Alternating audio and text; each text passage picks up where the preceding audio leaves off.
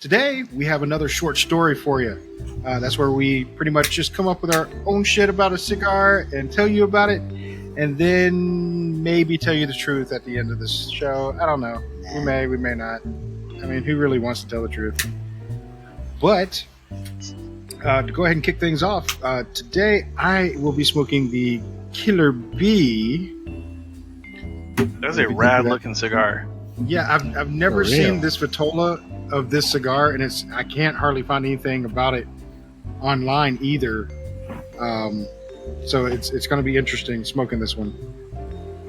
What you got there, Grimm? I have a La Aroma de Cuba Reserva. Oh, that's a good cigar. Roberto? I will be having the Herrera Esteli by Drew Estates. Nice. Very nice. Zack?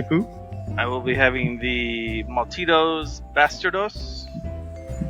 What did it do to you? Why are you calling it a bastard? I guess that's part of your story. I'm hoping it's part of the story, clearly. Good. We'll find out very soon. All right, so mine, the Killer Bee. Mine's more of a conspiracy theory of how this came about. I honestly think that the Killer Bee... Well, let's go ahead and light up. I mean, why not light up before we start getting into these wonderful stories? I already did. I'm a heathen. You heathen. You rebel. Such heresy. You're a heathen with a cause of being a heathen. I'm going to light this up. That even looks wicked, lighting it. It's weird. Smells good. But, not to have too much dead air here. So, my theory is the reason this had to have come about is the person who made this cigar over at Blackwork Studio was a huge fan of Kill Bill. And here's my reasons why. Hold on. Yeah, I do say. I mean, of course, the obvious, the black and yellow, come on, synonymous with Kill Bill. Give me a break. It's a Killer Bee, KB, Kill Bill, number 2. All right. Number 3 is also the if you look at the wrapper, it's both light and dark, just like Uma Thurman's outfit. There's another tie-in to Uma Thurman's outfit right there, Kill Bill. And they filmed in Nicaragua. Guess what it's filled with? Nicaraguan tobacco. It sounds pretty on point. I mean, as far as theories go. Exactly. If you look at it and where you're smoking it, like at the ember end, it looks like Orenichi's head after it's been killed. That's a stretch. That's too much of a stretch. You. But my final reason that I think that this was inspired by Kill Bill is Killer Bee itself. Okay, what is the name of the main character in Kill Bill? Beatrice. Beatrix or the bride. Kiddo. Beatrix Kiddo. Killer Bee, because she was also an assassin. Motherfucker. What was the snake? The deadly viper snake that she was? The Black Mamba. The Black Mamba. Yeah. The Black Mamba. Right. Which it is a Maduro cigar. Further proving my point. Cementing my point. This was inspired by Kill Bill. At this point, get the cops. Like this is copyright infringement. We need to press charges on behalf of Tarantino. Right? On behalf of Tarantino, we need to say something. Good cigar is what we're gonna say. We're not gonna do the cop thing. We apologize. I didn't mean that. Oh, so I shouldn't call? I'll put my phone down. All right. So before we get into Grimm's story here, what are we thinking on first light? So far, so good. Yeah. I'm having to say the same thing. This one is definitely lit up really well. has a smooth draw. I mean, extremely easy draw on it. Same. Yeah, I mean, it's kind of scary how easy the draw is, but it definitely packs kind of a little punch to it, like Beatrix Kiddo in Kill Bill. Clearly on point with the brand.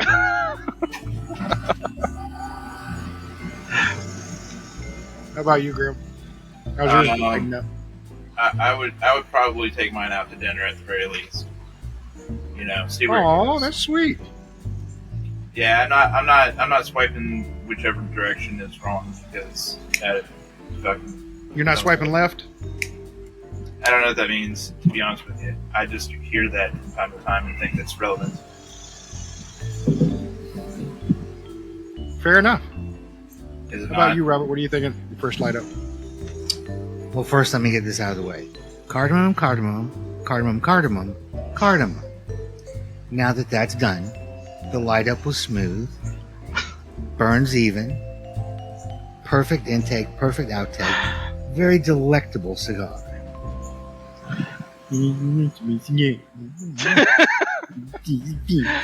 All of Robert's parts in this podcast will just be beeped out in post. What does it keep saying? I don't understand. It just says beep, beep. It's like they turned him into Pretty beeper. much. Me. All right, Zach. What about you, buddy? The smoke is like, it's got a really good draw. It's not like overly open or overly restricted, but the smoke output is light. Like, it doesn't feel very thick when I'm rolling it around, and getting a little bit of spice from it. Not quite sure what kind of spice yet, but just a little bit of that tingly spice. Nice. All right. So, Grimm, let's hear your story about your lovely cigar there. I have to come up with a story. I mean, This You don't was- have to. This was the cigar of Dan Cherry. Dan Cherry was a private investigator in the 1930s, and he had what were known as Dan Cherry and the Cherry Poppers, and they would go around and they would solve crimes, and whenever they solved a crime, he liked this particular cigar because I don't know if you guys can see this pretty well, but that was his mistress. And he missed her. That's why it's a mistress. And that was cheesy for me, shit. And he wanted to be reminded of her whenever he had a victory in the name of. Like the one time he found out that the dockers union group down at the docks, they were peddling heroin to elementary kids. He stopped that because he's a champion. In our hearts as well. In our hearts as well. So Dan Cherry is the reason I'm smoking this cigar, because he is a legend, and I think we should all praise him, at least one way or another. Yeah. Toast his grave, Thank you. or whatever you want to do. Thank you, Dan. All right. Well, thank you for that story, Grimm. Roberto, what about your cigar? Okay, well, as we enter into the lab of young Isaac Herrera, we find him one day hard at work trying to come up with the perfect blend of tobaccos to put into a cigar. Being as it was August in Georgia and hot as balls, his wife entered into the room, his wife Esteli. And her first words were, "My, it's kind of stuffy in here." So she went to the window and opened it up. As chance would have it, at that precise moment, a strong wind blew into the room and blended all of the tobaccos. Young Isaac, at a loss for what to do, said, "I'll just put them all into a cigar." Put them into a cigar, and we have the Herrera Esteli. And the band is blue because that's the color of the dress his wife was wearing. So this little happy accident came from that very day. I have questions. Okay. I also have questions. Did they make sweet How love did they get the after? mixture Yes, right they did. afterwards? What's that? How did they get the mixture right afterwards? Well, he took all the tobaccos that he had on his desk, and he said that must be why the cigar is so good. And he just reblended. He just put them all together. He didn't even like measure them or nothing. Nope. It's like fuck science for the rest of the cigar's life. Pretty much. 20 years, we're gonna have a completely different formula. It doesn't matter. Correct. Yeah, Ever changing, this is- just like a woman. I like what? Wow. It changes. The whole story was because of a woman. So you're saying that once he found a different woman, he put different types of tobacco on his desk. It's going to be the mixture. I like that. She's idea. the one. The gods will let me know. I like They'll that. reblend a cigar for me if she's the right one. I think that's a fair assessment. Completely fair. Whoa, man. Right. Well, after that riveting story, how about you, Zach? I don't know that I've got It's hard anything to quite as follow. creative as It's y'all hard to do, follow. but obviously Malditos, his parents were not married, hence he's a bastardito. But also, he liked to kick people in the shins, and as a child, and became known throughout the land as a bastardito.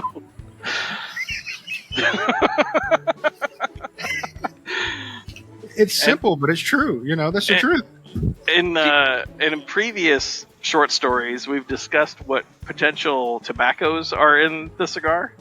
I have not looked up this cigar. This was a gift from Andy a while ago, and has been sitting in my humidor for a while. I don't know how long.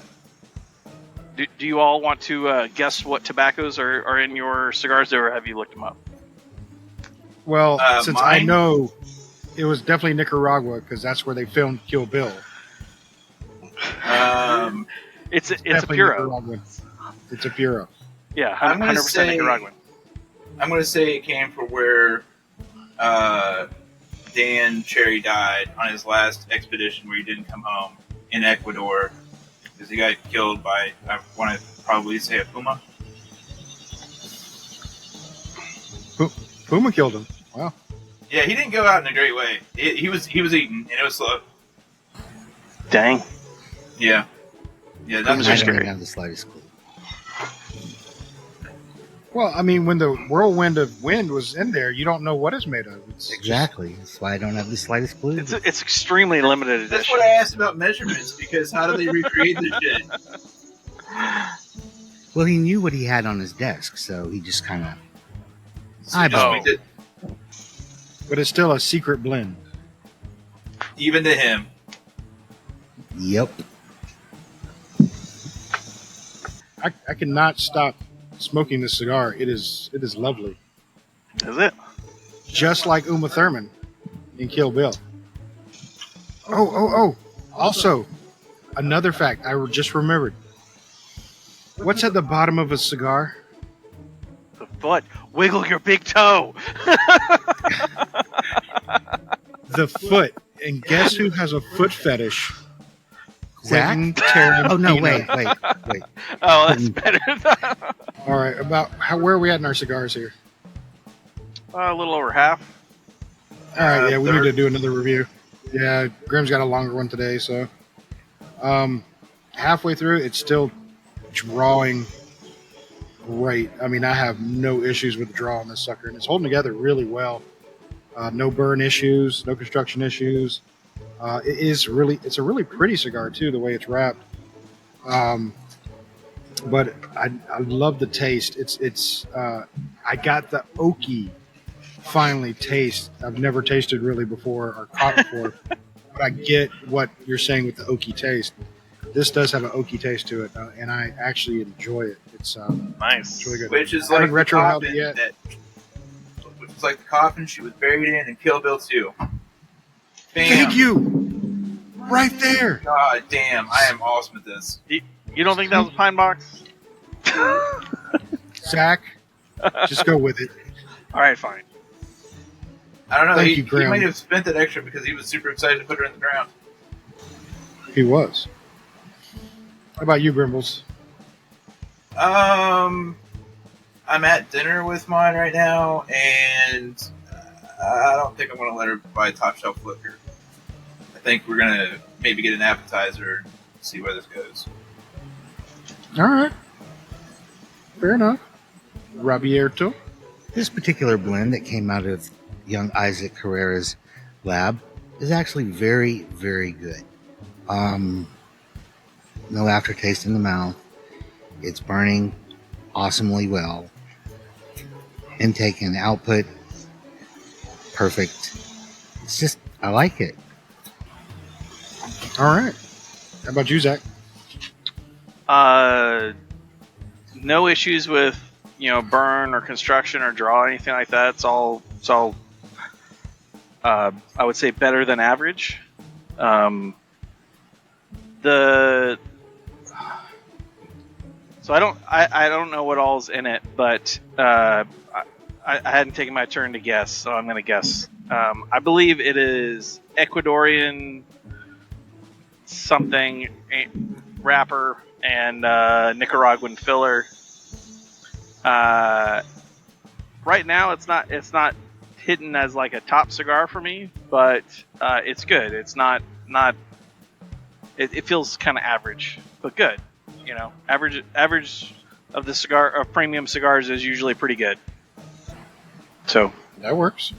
yeah, not knocking my socks off, but I'm not mad at it. All right. I am gonna look it up though. Yeah, I'm going to give everybody the real backstory on mine too, because that's just not fair. I feel like you can't beat Dan Cherry, so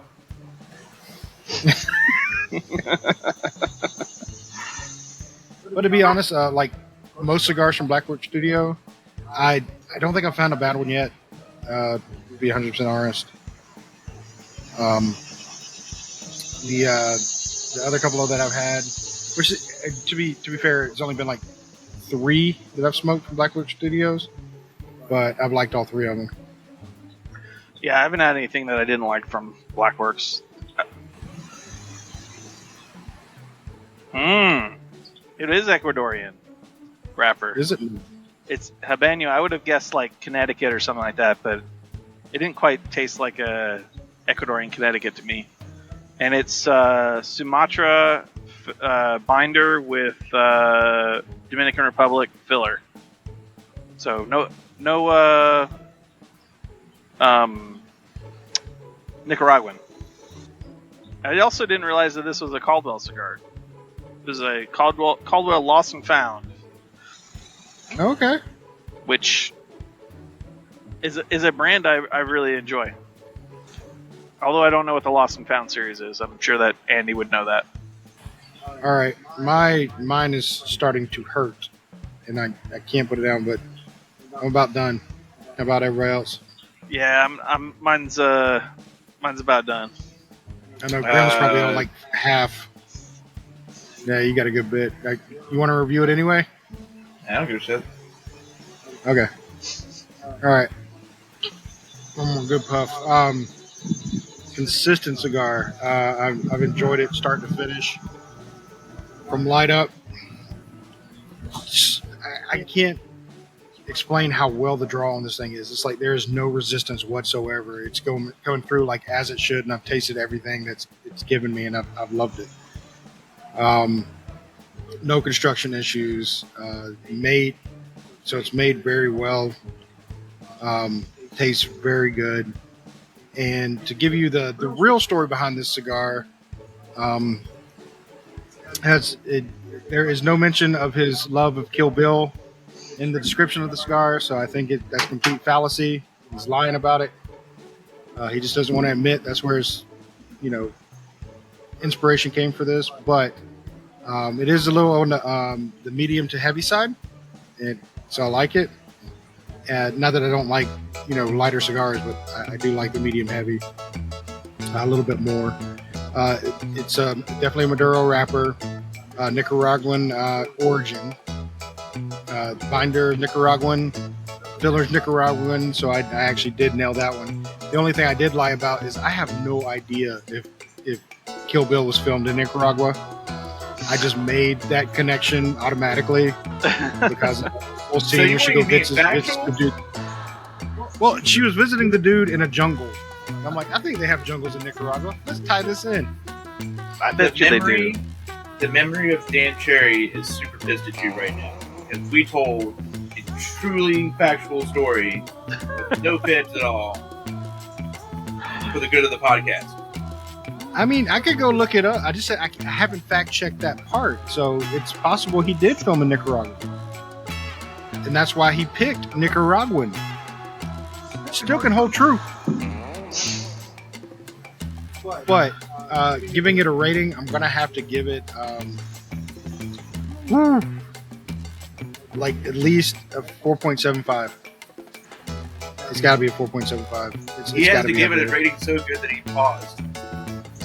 Yeah. The video paused for me too. Yeah. All right. And the only reason I know you're rating and then suspense, like you were the judge that tells people who the baby belongs to. So 4.75. Oh wow. Yeah, Okay. it's that good. I would recommend it. I'll if I find another one, I'm going to grab it. It's that good. So thank you, Little Shop, connected to the gas station. I don't remember the name of the shop because I think it was just Smoking Vape, but it's good. I really like it. How about you, Grimm?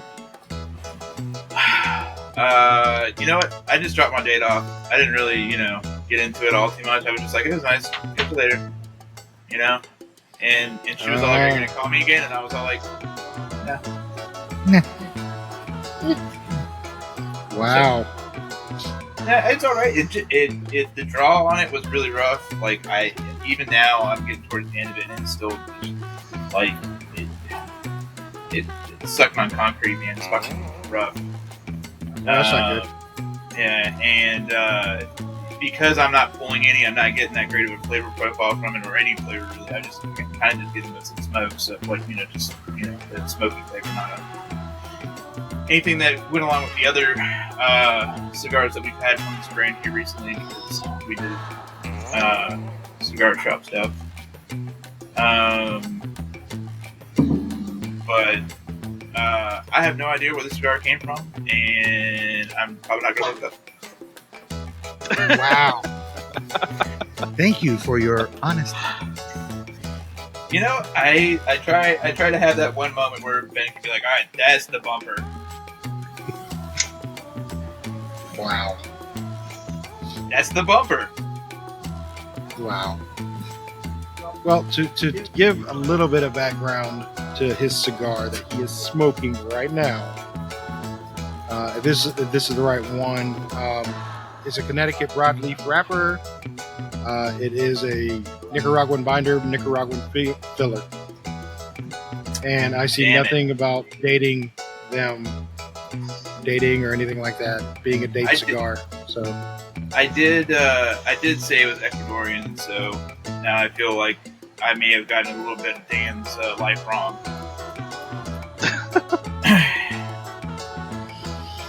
damn it, Graham. Damn it. How about you, Robert? Okay, so it was an awesome cigar, and I looked it up from the Drew Estate website, and it wasn't Isaac Herrera, it's actually Willie Herrera, and he was the newest member of the tobacco blending community, and they basically gave him the keys to the tobacco and said, go create a blend. The thing I find rather interesting is he had all the tobacco blends to choose from, had all their tobaccos, and he blended this. So I wasn't far off. Wasn't exactly his wife, but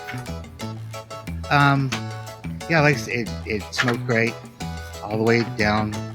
Actually, still smoking great. 4.8. Wow. Because I will have more of these. I like these. It's Nice. a solid cigar. I will admit, it's a good cigar. And Zack. I left my pick inside, so I'm using my knife. Go there, John Rambo.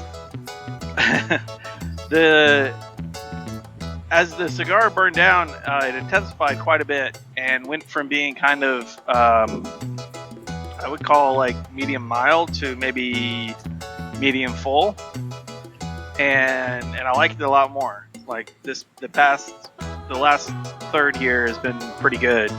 I would say it went from being like a 3 to maybe a 3.75. I'm gonna call it a 3.75. Okay. It's pretty good. I would have it again based on where it's at now. Yeah. It's a pretty good cigar. I've had that before, and I did like it too.